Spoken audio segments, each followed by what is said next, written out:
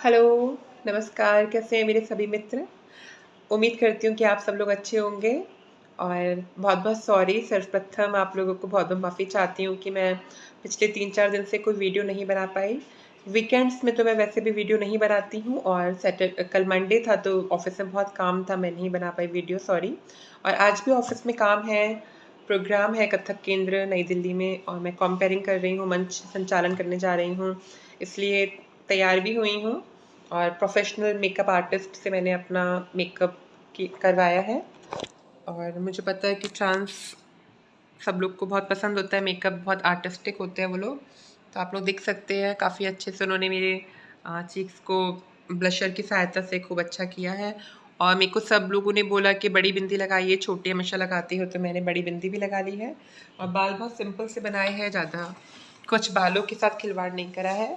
और मैंने ये एक साड़ी वेयर की है जो मैं आप लोग को दिखाना चाहूँगी और मुझे ये साड़ी बहुत पसंद है। मैंने फ्लिपकार्ट से साड़ी को ऑर्डर किया है और ये साड़ी मुझे डॉक्टर नितिन केरवाल ने गिफ्ट की है, तो आप देख सकते हैं।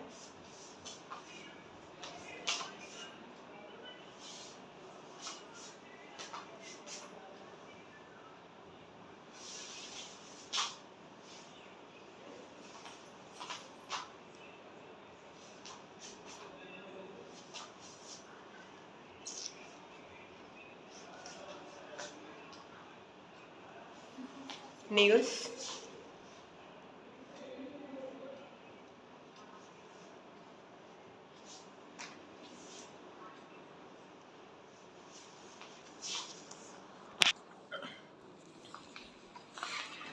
तो आप लोगों ने देख लिया, साड़ी देख लीजिए कैसी लग रही है। डॉक्टर नितिन केरवाल ने मुझे गिफ्ट की है और मैं एक साड़ी और उन्होंने मुझे गिफ्ट करी है करवा चौथ पे, मैं वो भी कभी पहनूंगी तो आप लोग को ज़रूर दिखाऊंगी।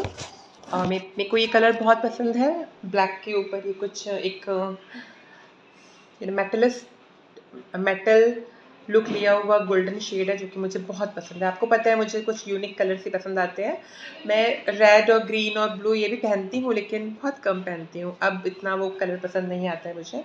खैर, सर्वप्रथम तो आप लोगों से रिक्वेस्ट करती हूँ कि प्लीज़ मेरे चैनल को सब्सक्राइब कर लीजिए। आप लोगों से हाथ जोड़ के निवेदन है, अगर आप संजना साइमन को प्यार करते हैं तो प्लीज़ प्लीज़ प्लीज़ मेरे चैनल को सब्सक्राइब कर लीजिए और मुझे आपके प्यार को और अच्छे से समझने दीजिए।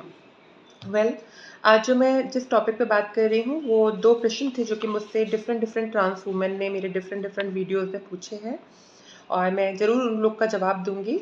देखिए, हम मुझे या फिर और यूट्यूबर्स को भी बहुत सारे मैसेजेस आते हैं और बहुत सारे मैसेजेस तो हमारी तारीफ़ में होते हैं, तो हाथ जोड़ के आप सबको धन्यवाद जो हमारी तारीफ़ करते हैं।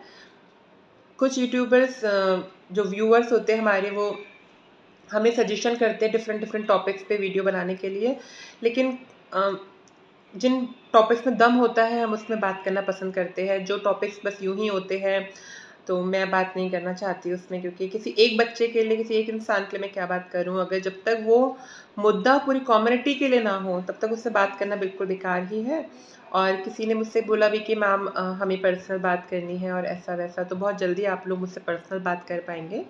और मैं देखिए, कोई हमें फंड नहीं मिल रहा है कहीं से, हमें इतना अभी सोर्स ऑफ इनकम नहीं होता है जो हम पर्सनल तौर पे भी आपसे जुड़ सके। लेकिन जी हाँ, मैं प्रयासरत हूँ, कोशिश कर रही हूँ कि एक ऐसा माध्यम बनाऊँ, प्लेटफ़ॉर्म बनाऊँ जिसके माध्यम से हम और आप मिल सकें, बातचीत कर सकें। तो बेशक वो दिन भी जल्दी आ जाएगा, आप लोग दुआओं में याद रखिए, प्रेयर कीजिए ताकि हम और सकारात्मक तरीके से आपसे जुड़ सकें। यूट्यूब एक ऐसा मंच है जहाँ पे कि सारी दुनिया इस चीज़ को देखती है, ना सिर्फ ट्रांस कम्युनिटी बल्कि नॉर्मल लोग भी देखते हैं। तो normal in the sense man and women, वो भी देखते हैं। तो मुद्दे ऐसे होने चाहिए जो कि हमारी सकारात्मक छवि उन तक पहुँचा सके और इस समाज में हमें सम्मान के साथ स्थापित कर सकें। आज जिस टॉपिक में मैं बात कर रही हूँ वो मुझसे पूछा है P24 करके कोई यूट्यूब चैनल है। उन्होंने बोला है 1 ईयर्स एचआरटी ट्रीटमेंट में हूँ, 1 साल से वो एचआरटी ट्रीटमेंट में है और उन्होंने कहा है I feel less of a woman and I am confused, mood swings happen. यानी कि 1 साल से एक ट्रांस बहन है मेरी जो कि एचआरटी ट्रीटमेंट ले रही है और वो कह रही है कि मैं बहुत कन्फ्यूज़्ड हूँ, क्योंकि फैमिली के प्रेशर की वजह से या चीज़ों की वजह से मैं बहुत लेस ट्रांजिशन फ़ील कर रही हूँ और मैं बहुत लेस वुमन फ़ील कर रही हूँ अपने अंदर, और मैं बहुत कन्फ्यूज़्ड हूँ कि मैं क्या हूँ, ये मूड स्विंग्स क्यों हो रहा है, ऐसा-वैसा। तो देखिए, मैं एक इस प्रश्न के माध्यम से सभी ट्रांस को ये बात बोलना चाहती हूँ कि आप लोगों को अपनी काउंसलिंग करवानी बहुत ज़रूरी है। मैंने देखा है आजकल के साइकियाट्रिस्ट ने, कुछ एक साइकियाट्रिस्ट बहुत अच्छे हैं, लेकिन कुछ साइकियाट्रिस्ट ऐसे हैं जिन्होंने जेंडर डिस्फोरिया को एक मज़ाक के समान ले रखा है, और उन्होंने ट्रांस जो मेरी बहनें हैं, ट्रांस सिस्टर्स, उन लोगों को मुफ्त में जीआईडी लेटर बाँटने का काम कर दिया है। बस आप उनके क्लिनिक में जाइए, अपॉइंटमेंट लीजिए, क्लिनिक में जाइए और जीआईडी लेटर को आप ले लीजिए। तो इतना आसान जीआईडी लेटर आप लोग के लिए कर दिया है कि आप लोगों को काउंसलिंग ही नहीं करते हैं। तो जब तक आपकी काउंसलिंग नहीं होगी, तब तक आप इस बात को समझ ही नहीं पाएँगे कि आप एक ट्रांस वुमन हैं, आप एक गे बॉटम हैं, आप एक क्रॉस ड्रेसर हैं, आप एक होमोसेक्सुअल इंसान हैं, या आप एक क्रॉस ड्रेसर एक ट्रांस वुमन की कैटेगरी में ही आप एक लेस्बियन हैं। आप हैं क्या, इस बात को कन्फर्म करने के लिए आपको एक अच्छे साइकियाट्रिस्ट के पास जाना बहुत ज़रूरी है। और साइकियाट्रिस्ट की क्या बात करूँ, उनको ये लगता है कि चलो ट्रांस है, जीआईडी लेटर लो, अपने पैसे बनाओ, वो भी ऐसा काम कर रहे हैं। कुछ एक मेरे को सुनने में आया है कि कुछ भी सवाल नहीं करते, बस आप जाइए और उन्होंने आपको जीआईडी लेटर देना है। तो ये चीज़ बहुत गलत है, ऐसे साइकियाट्रिस्ट के पास बिल्कुल मत जाइए। अपनी प्रॉपर काउंसलिंग करवाना बहुत आवश्यक है, क्योंकि जीवन एक बार मिला है, आपको गलत तरीके से मार्गदर्शन दिया जाएगा तो आपकी लाइफ पूरी ख़राब भी हो सकती है। तो मैं तो ये कहूँगी कि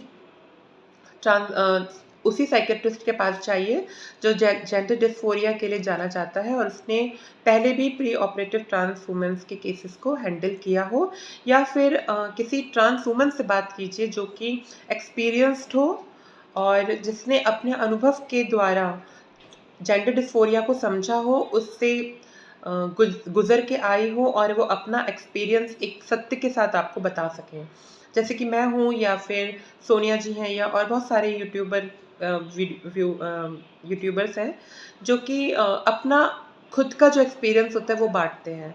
तो मैं बताना चाहूँगी कि देखिए, P24G, आप 1 साल से एचआरटी में हैं, सबसे पहले तो आपसे यही पूछूँगी, क्या आपने प्रॉपर डायग्नोज़ करवाया था साइकियाट्रिस्ट से? और आपने साइकियाट्रिस्ट से अगर प्रॉपर डायग्नोज़ करवाया तो कितने महीने की आपकी काउंसलिंग चली? कम से कम 6 महीने से लेके 1 साल तक आपकी काउंसलिंग सेशंस चलते हैं।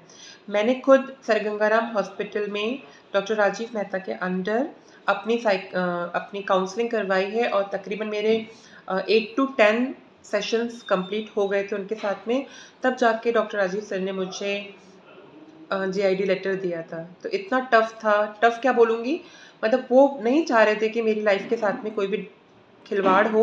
उन्होंने प्रॉपर जब सब कुछ समझ लिया मेरे बारे में, उसके बाद ही उन्होंने मुझे जीआईडी लेटर दिया। और मैं बताना चाहूँगी, उसके बावजूद भी मैं डॉक्टर नेहा और एक डॉक्टर मीनाक्षी हैं, उनसे भी मिली हूँ दिल्ली में, और इन दोनों से ही मैंने अपना फिर से चेकअप करवाया है।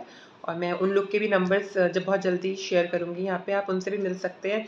यानी कि और डॉक्टर अरविंद का नाम भी भूल गई, डॉक्टर अरविंद द्वारका में है, उन्होंने भी मेरे को काउंसलिंग करा है। मतलब कि 4 डॉक्टर्स से मैंने अपनी काउंसलिंग्स करवाई हैं। अपने बारे में अच्छे से मैंने जाँच करवाई है कि मानसिक तौर पे वाक़ई में मैं जेंडर डिस्फोरिया में हूँ, या किसी को देख के प्रभावित होके मैं ये काम कर रही हूँ, और इसके क्या कॉन्सिक्वेंसेस हो सकते हैं, क्या हार्म हो सकते हैं मेरी लाइफ़ में। तो इतना सब कुछ करने के बाद मैंने बोल्ड स्टेप लिया कि हाँ भई, मुझे करना है। क्योंकि अपनी नौकरी छोड़ देना, अपना घर छोड़ देना, समाज में सब कुछ त्याग के एक नया चोगा ओढ़ना इतना आसान नहीं है, बहुत कुछ छोड़ना पड़ता है एक ट्रांस को। तो किसी की देखा-देखी, किसी से हिरस में, किसी की कॉम्पिटिशन में, किसी के जैसा बनने के लिए ये सब काम मत कीजिएगा। पहले कन्फर्म कर लीजिए कि आप जेंडर डिस्फोरिया में प्रॉपर तरीके से हैं, और आप उस जेंडर डिस्फोरिया में किस लेवल पे खड़े हुए हैं। बहुत सारे लोग लेस्बियन होते हैं, बहुत सारे लोग बाइसेक्सुअल होते हैं, बहुत सारे लोग एसेक्सुअल होते हैं, बहुत सारे लोग ट्रांस में भी लेस्बियन होते हैं, बहुत सारे लोग क्यूर होते हैं, बहुत सारे लोग गे बॉटम होते हैं, बहुत सारे लोग क्रॉस ड्रेसर होते हैं। तो ये एक बहुत लंबी लिस्ट है, देखना पड़ेगा कि आप किस कैटेगरी में फ़ॉल करते हैं। और इसके साथ ही साथ मैं बताना चाहूँगी आप लोगों को विशेष रूप से P2-4 को कि देखिए कंफ्यूज्ड मत होइए, क्योंकि मूड स्विंग्स होना बहुत बहुत ही आम बात है। आप हार्मोन्स ले रही हैं तो फिर मूड स्विंग तो बनता है, वो तो हार्मोन और मूड स्विंग साथ साथ चलते हैं। मूड स्विंग ऐसा भी बनेगा कि कभी आपको लगेगा आप बहुत अच्छे हैं, कभी आपको लगेगा आपके जीवन में कुछ नहीं है, कभी आप बहुत निराश फील करेंगे, कभी बहुत एनर्जेटिक फील करेंगे। तो ये सब कुछ होता है। और अगर आपको ऐसा लग रहा है that you are less of a woman, you are confused, तो मैं फिर कहूँगी कि अपने हार्मोन्स को स्टॉप करिए और एक अच्छे साइकेट्रिस्ट से मिलिए। और नहीं होता है तो किसी एक अच्छी पोस्ट ऑपरेटिव ट्रांस वूमन से मिलिए, जिसने कि अपने जीवन में इस दौर से गुजर चुकी हो।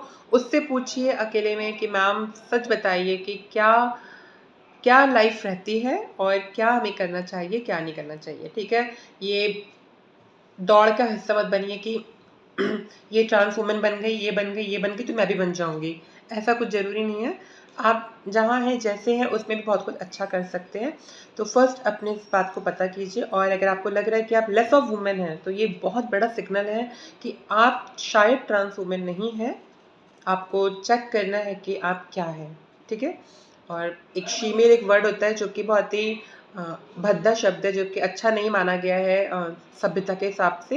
लेकिन बहुत सारी ट्रांस वुमेन एक प्रॉपर शीमेल भी होती हैं, जो कि ड्रेसिंग करती हैं, जो कि फीमेल के समान सर्जरीज भी करवा लेती हैं, अपर पार्ट की फेशियल फेमिनाइजेशन, नेल्स लंबे करती हैं, लंबे बाल रखती हैं, सब कुछ होता है। लेकिन फिर भी उनको बेड जब वो बिस्तर पे जाती हैं तो उनको ऐसा लगता है कि उनके अंदर एक पुरुष है और वो पुरुष का रोल प्ले करना चाहती हैं। तो डिफरेंट डिफरेंट तरीके से होता है। पहले चेक करिए कि आप है क्या। दूसरा सवाल मुझसे किया है आयुष साहू जी ने। ये कह रहे हैं I slightly disagree with that. What if the distress is causing harm to our career or education? Then what? You can't focus on your studies if you are depressed.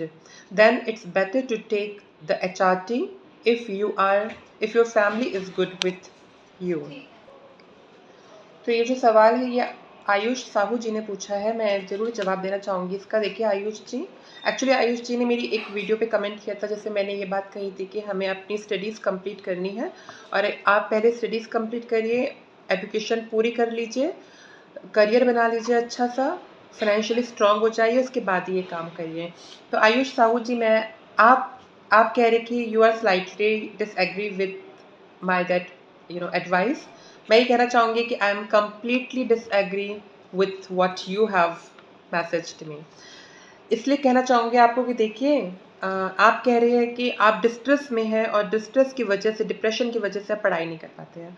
तो भाई साहब sorry, I am very sorry Ayush Sahu ji, अगर आप trans है तो कह रही हूँ कि अगर आप ट्रांस है तो मेरी प्यारी बहन, कौन ऐसा दुनिया में व्यक्ति है जो कि डिस्ट्रेस में नहीं है, जिसको कुछ थोड़ा बहुत डिप्रेशन नहीं है।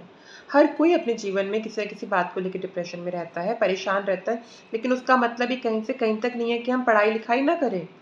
अगर आपके माता पिता आपके साथ हैं और वो सक्षम है आपको पढ़ाने के लिए, तो मैं ये मानती हूँ और मैं ये कहना चाहूँगी कि आप लोगों को कुछ समय के लिए अपने इस ख्वाब को, अपने इस सपने को कि आप एक महिला हैं, थोड़ा-सा टाइम दूर रखना चाहिए और अपनी पढ़ाई के ऊपर फ़ोकस करनी चाहिए। एक लड़की भी शादी करती है 25 साल में, वो सजती-संवरती है 22 साल में और पहली बार साड़ी पहनती है अपने फेयरवेल में जब वो 12th पास आउट कर रही होती है।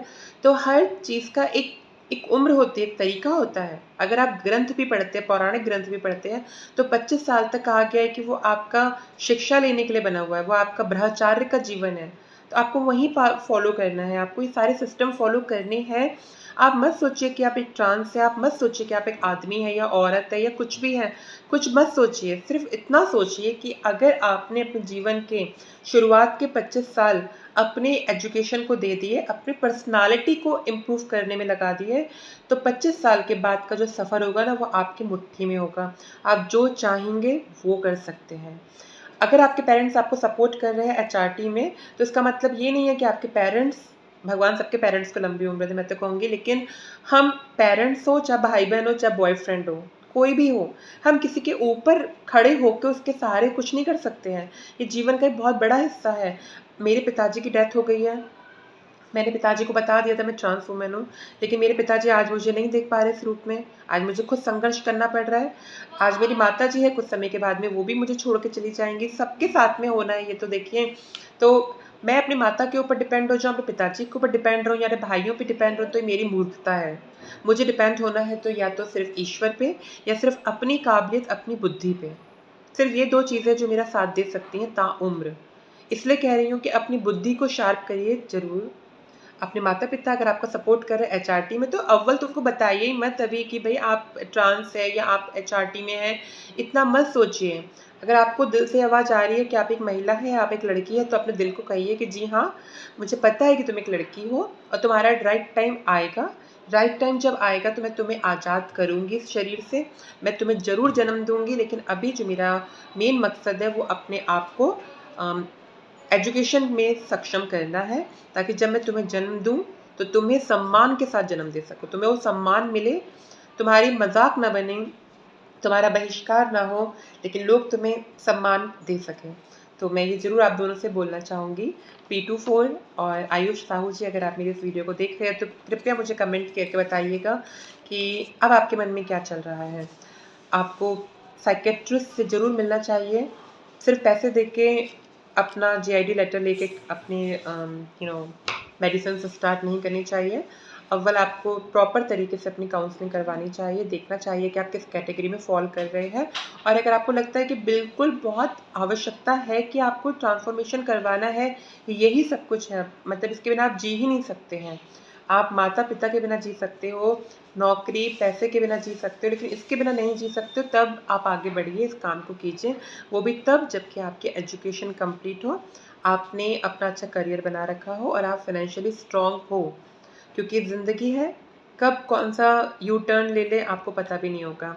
अभी मैं भी अपने माता-पिता, भाइयों पे बहुत नाज़ करती थी, अपनी फैमिली पे नाज़ करती थी। लेकिन एक समय ऐसा आया 2020 में मैं दिल्ली आई और मुझे अकेले संघर्ष करना पड़ा और कोरोना आ गया और ऐसी बहुत सारी भयानक चीज़ें हो जाती हैं, जो कि कहते हैं ना कि फ्यूचर प्रेडिक्ट नहीं कर सकते हम।